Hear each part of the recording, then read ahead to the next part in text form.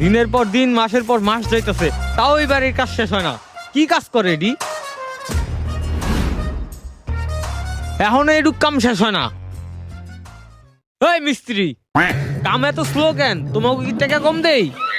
কই কাজ চলো স্যার, আমরা তো কাজ করবারই লইছি।